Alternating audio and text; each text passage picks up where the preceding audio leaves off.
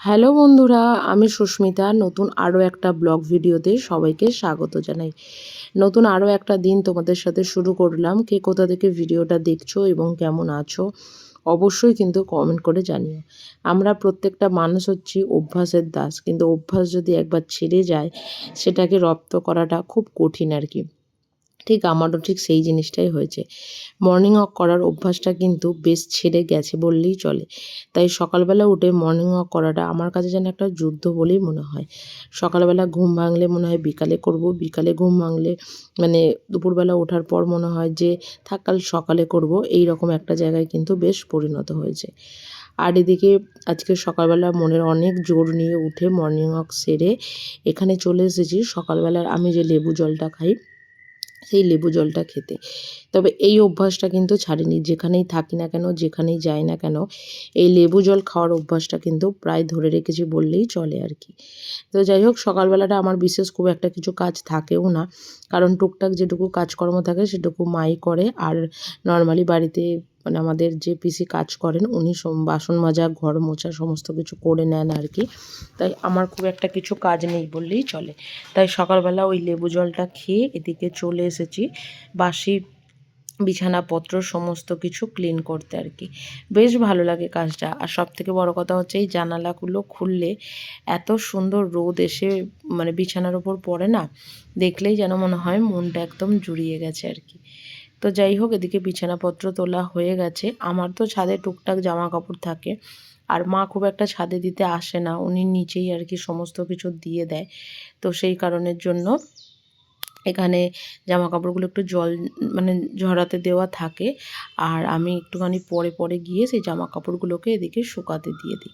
আর ওদিকে মা করছিল হচ্ছে পুজো, আর আমি এদিকে দিচ্ছিলাম হচ্ছে জামাকাপড়গুলোকে একটুখানি জল ঝরাতে।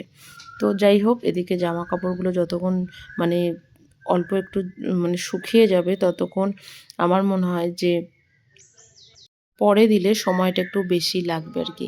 তো যে কারণের জন্য আমি চেষ্টা করি যে মোটামুটি টুকটাক যে সমস্ত কাজকর্মগুলো থাকে সেগুলো বাড়িতে করে দেবার। কারণ খুব একটা তো দায়িত্ব নিয়ে কোনো কিছু মানে করা হয় না।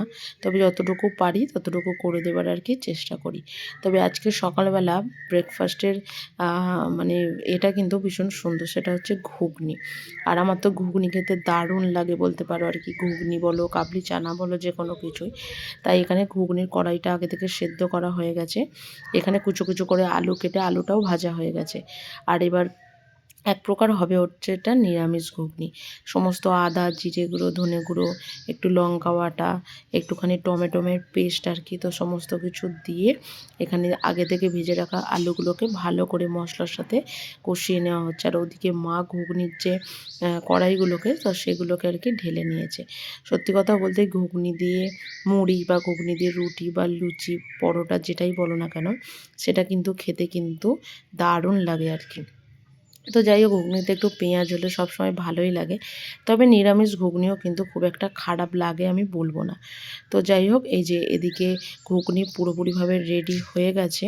আর এদিকে মুড়ি, চানাচুর, ঘুগনির ওপরে একটু লেবু, একটু লঙ্কা, একটু পেঁয়াজ সমস্ত কিছু নিয়ে এদিকে বসে পড়েছি হচ্ছে সকালবেলার ব্রেকফাস্ট করতে।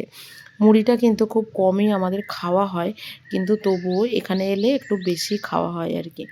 আজকে হবে হচ্ছে ডাঁটা আলু দিয়ে একটা মাছের ঝোল, আর হবে হচ্ছে সজনা ফুল।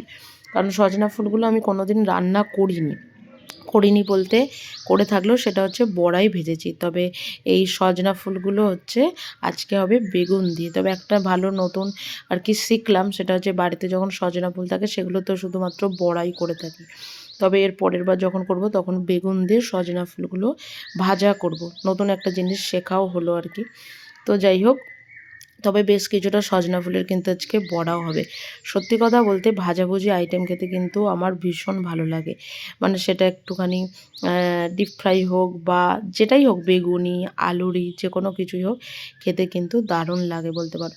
আর এদিকে মোচা দিয়ে আলু দিয়ে হবে হচ্ছে ওই শুকনো শুকনো করে একটা ভাজা, বা শুকনো শুকনো করে একটা চচ্চড়ি, যেটাই বলো না কেন।